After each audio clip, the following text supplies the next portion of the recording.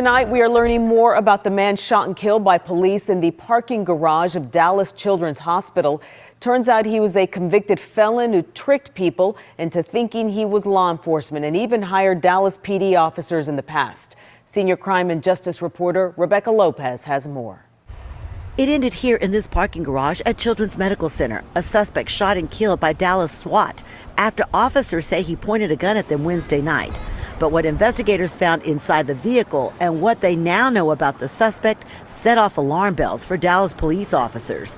Dallas police hasn't released the suspect's name, but multiple sources say the suspect is a convicted felon who owned a security company and was posing as a police officer, even hiring off-duty Dallas police officers to work for him. It's a very continuing investigation because everybody's wanting to know exactly how did this happen and how do we prevent this, from ever occurring again. At least 2 Dallas police associations sent out emails to their members warning them.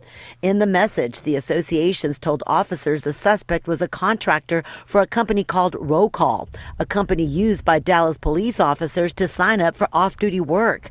The president of the Dallas Police Association says officers were hired through Roll Call to work off-duty jobs for the suspect at hotels, banks, and other businesses, believing the suspect's company was legitimate. Manipulated several different things at a very high level to be able to produce identification and also go through the same verification process that we do to appear as a law enforcement officer. Roll Call told us the individual in question was never a Roll Call employee and went on to say in a statement, at no point was this individual able to access or disseminate the personal data or personally identifiable information of any person on the platform, and that the company is cooperating with DPD's investigation.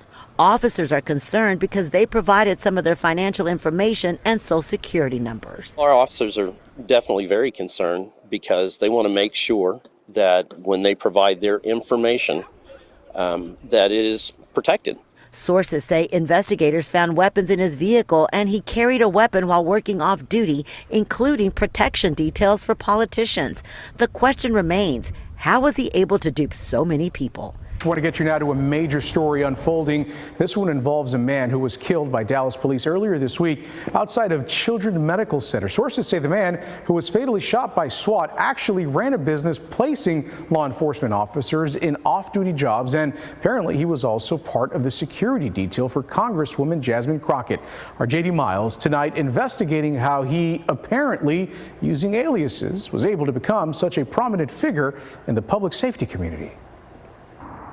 To North Texas law enforcement officers and U.S. Capitol Police, he was known as Mike King, but sources tell us that's not the name of the man shot and killed by Dallas police on Wednesday night during an investigation into his alleged double life as a suspected criminal, also working as a security officer for a local U.S. Congresswoman.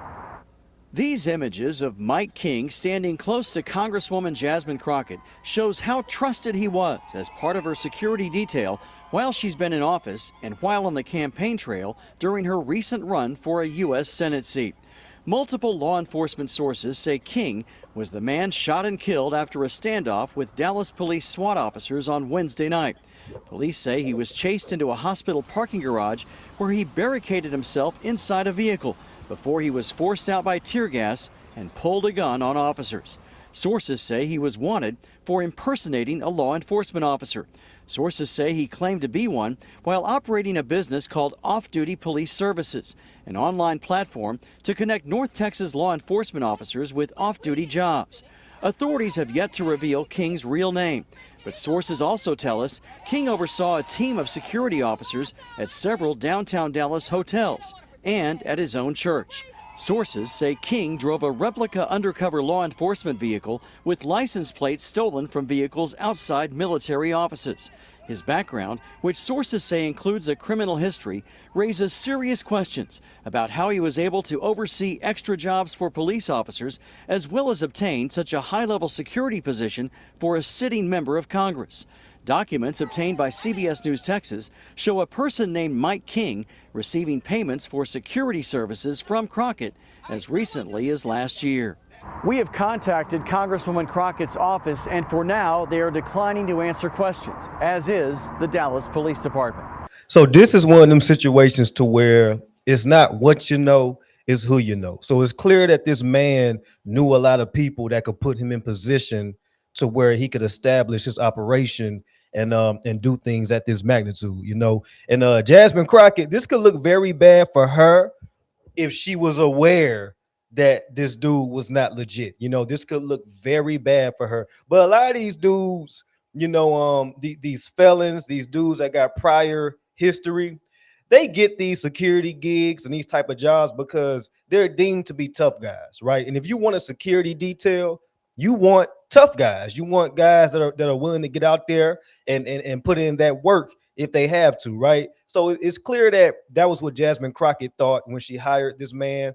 But the shady part about it is that he was operating under a false alias, right? He wasn't using his real name. I do not know his real name. We're still waiting on more information to come out when it comes to this situation.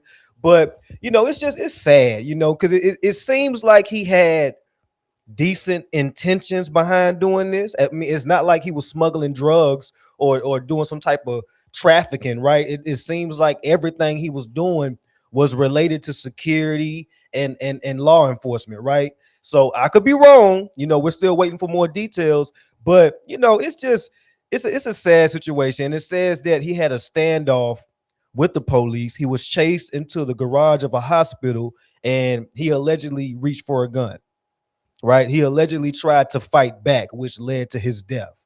You know what I mean? So I know a lot of y'all are ready to protest. A lot of y'all got y'all signs ready. You know what I mean? It don't work like that. You know what I'm saying? When you got a warrant out for your arrest, you got to comply with the police. Fight it in court. I tell people all the time, fight it in court. That's the best way and that's the safest way to do it. And it's the most lucrative way because if you win, you probably could sue and get a little bit more cheese. I'm just saying, but besides, you know, trying to fight back, you know, I know my rights. That could lead to you getting killed, especially if you're violent and aggressive towards law enforcement. It just don't work like that. But you know, sad situation. You hate to see people lose their life over things like this. But like I say, Jasmine Crockett, if she knew about this, if she knew that this man was not legit, they're probably gonna investigate her as well.